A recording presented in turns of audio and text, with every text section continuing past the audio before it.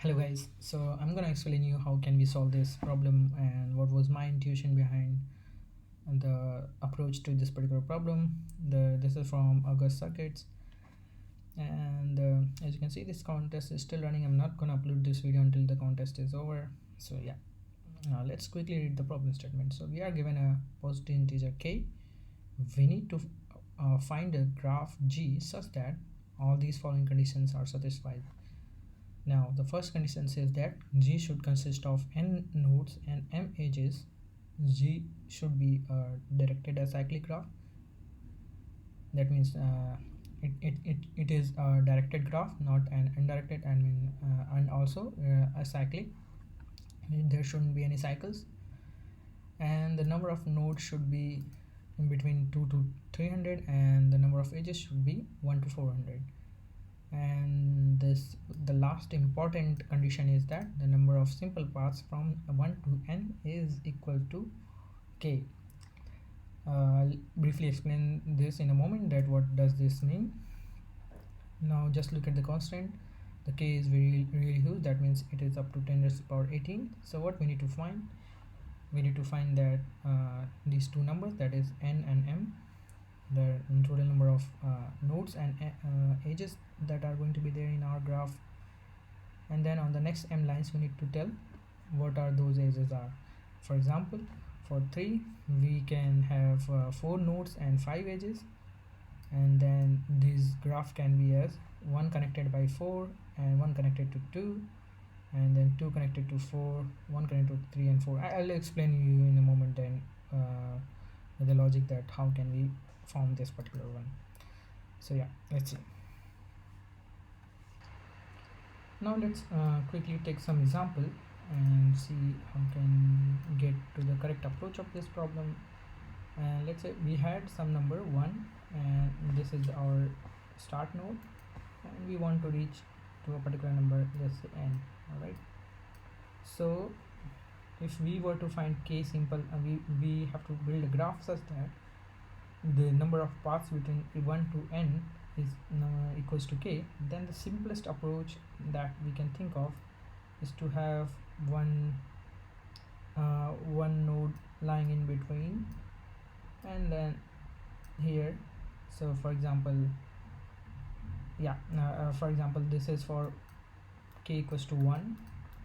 For k equals to 2, we can have just simply something like this, right? For k equals to 3, we can add another node here and make this edge. And keep in mind that these edges are directed edges. So this is not the correct approach, I'm just telling you what thought process I had.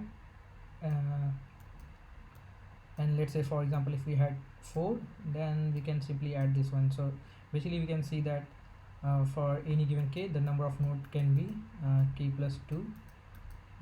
This n can be k plus 2, and which is not we want, because k can be up to 10 power 18, and we are said that we need to only consider number of nodes equals to up to 300. So using only 300 nodes, we need to form this particular graph which contains k simple paths. So you can see here we had 1 2 3 4. For k equals to 4, we had 4 paths, but we needed 6 nodes, right? So this is the naive approach that we could have done, but this is not valid, so we are gonna discard this one. So yeah, let me just get rid of it. And then the next approach that we can think of is that, let's say again we had one start, one end node.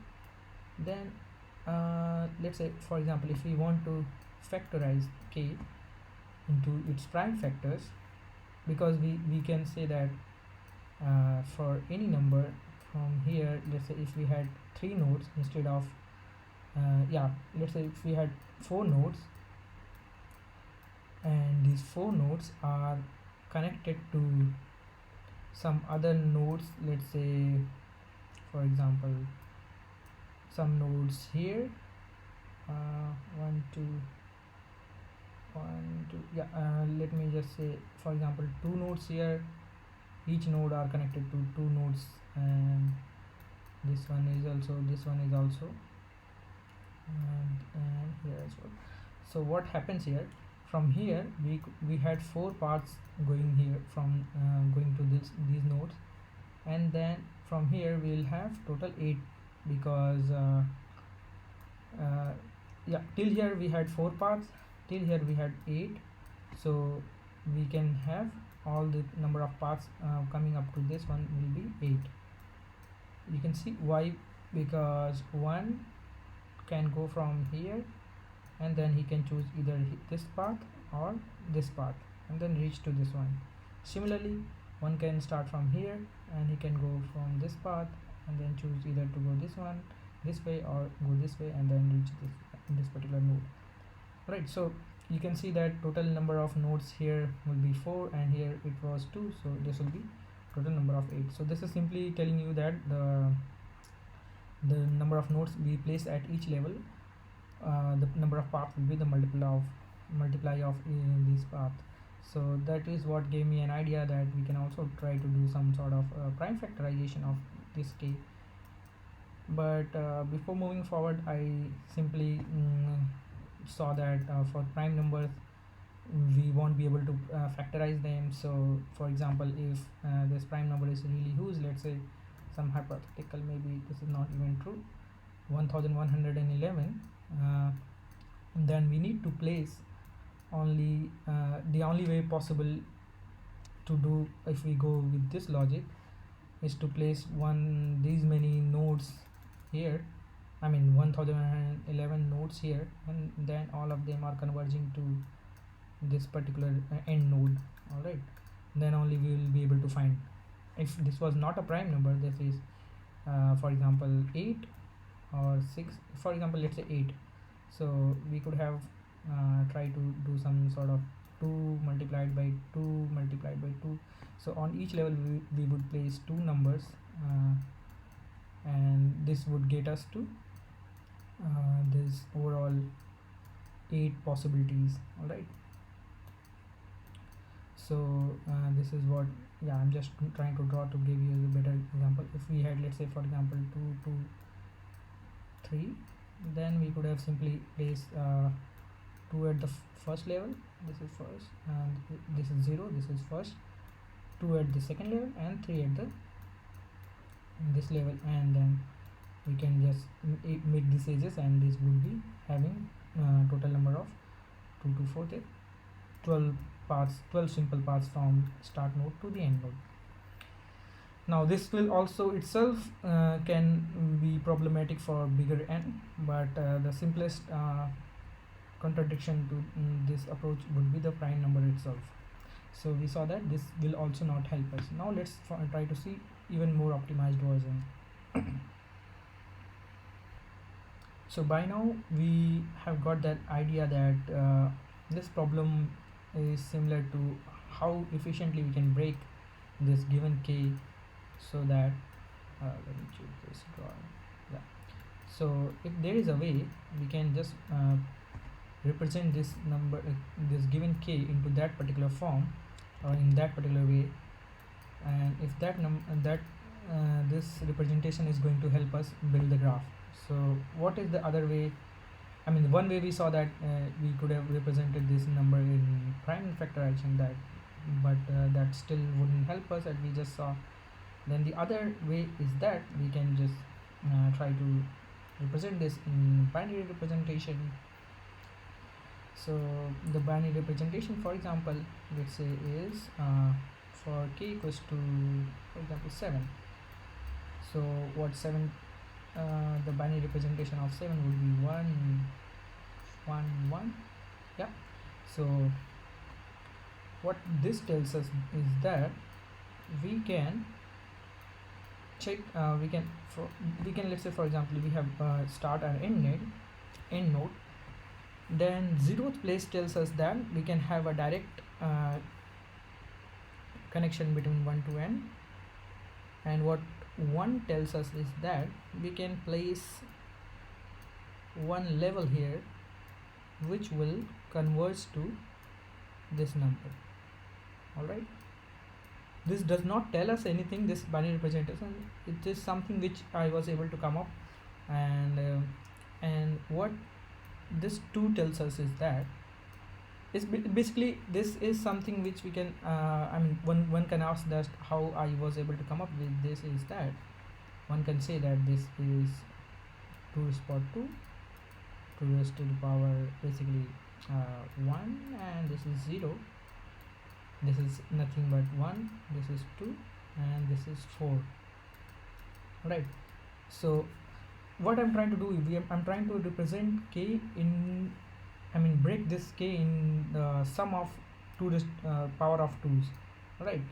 And why? Because we just saw that for example for 2 for 3 for let's say for example for 8, what we were doing is we were placing 3 levels here of 2 nodes, and then all of them are converging to some to the end of this number, all right? So if this is one way we can think of this problem, like here we come from 2 and then we'll reach it by to 2, and then from here we'll have 2 more paths going outwards, and till here we'll have 4. Similarly, if we place 2 more number, then in the end we'll have overall 8 simple paths coming. So you saw that for 8 number of simple paths, we can simply place 3 such configurations, I would say. Similarly for 4, let's say for example for 4, what we could have done is we can simply add 1, 2, I mean till here you can see we can place the nth number here itself. Now one would say, how would we add the remaining these 2 numbers? So it's very simple. If we got the biggest one, that means the biggest ladder that we can form, then the rest of the other ones are very simple. So for example for 2 raised to the power 1, we can directly, instead of adding one breaker here, we could have directly converged this to here, right? So earlier this is already giving me 4 simple paths, right? Now what I also want, let me just increase this a bit. This particular configuration is already giving me 4 simple paths, and what I also want is to have because we just saw that we want something for 2 as well, right here. So what we can do also is that when we reached here and we saw that 2 we can get from there only, then we can simply add this particular path directly from here instead of adding a breaker here.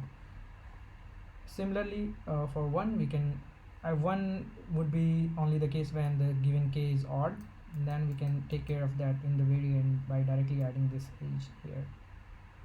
So yeah, this is what we can do. So I mean, this is the most efficient way that I could come up with, and it passed all the test cases. I'll now try to explain you by showing the code. So yeah, this is what my code looks like. I have pre-calculated all the powers of 2 up to 62 because this can be 10 raised to the power 18, meaning 2 raised to the power 10 is almost equivalent to 10 to the power 3. So 10 raised to the power 18 is almost equivalent to 2 raised to the power 60. And with that logic, I have pre-calculated all the powers up to 62 instead of 60. So yeah, if this bit is not going to be present, then it itself will be 0. That means the AND with the k is not going to be 1, or yeah, and it will be 0. So what I'm doing here is I'm just checking if this particular bit is set or not.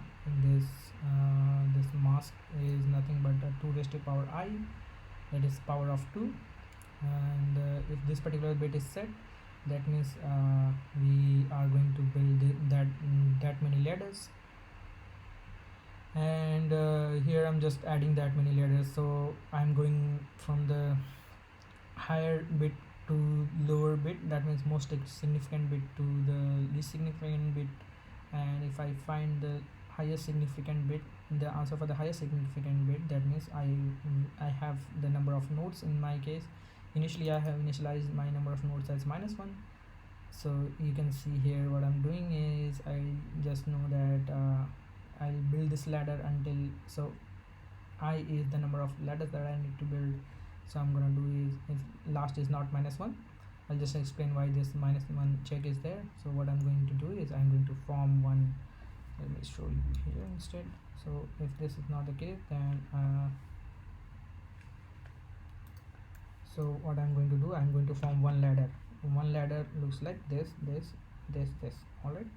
So this is in first iteration I'm going to do. So I have initialized something as previous as 1.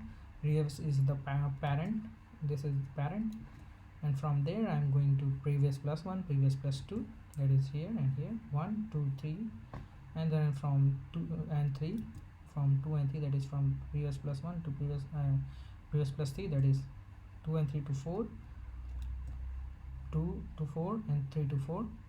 Now what I need to do is, if this is the last case, that means when I'm here on the I mean when I is on the when I'm adding the last ladder, I just have, I mean we could have done this in a better way as well. What I've done is just instead of doing the same way, what I've done is also updated my number of nodes. So all the logic are same. I just changed my last to previous plus 3, which is here, and this is very much same. Now that I have found my last, that means I know the number of nodes. For any further set bits, what I need to do is I just need to travel up till the number of nodes. So for example, here we know that the next set bit was the first bit, right? So 111, we already find the answer for the leftmost one, that is on the second place. 012, and then for the first place we need to go only till one ladder, and then from there I'll directly add my answer. So that is what I'm doing here. I'll just go till there. I won't add any edges, because this is only done when the last is -1. That is only for the first case, first set bit, and then from there onwards I won't add. And if I reach the end, I'll check if my last is -1 or not. If my last is -1, then I was doing this in the same way as I was doing, like I need to like here what I was doing is I was adding this node, and this. So this particular part is in here, and this is not the case, then I just need to add the last edge, and that will be done here. All right. So I hope I was able to explain. I mean just one particular part which is left, that I briefly explained, that if to take care of the part when we need to add for the least significant bit, that is for 0th bit. In that case we can directly add one edge from the first node to the last node, and then I'm just checking if my number of nodes and number of edges are within the constraint, and yes, then print the number of nodes and number of edges, then print each of these endpoints for each edge. So yeah, I hope I was able to explain you guys properly. If not, if there is any comments or feedback for me, please let me know in the comment section. I will explain you. Thank you for watching this video.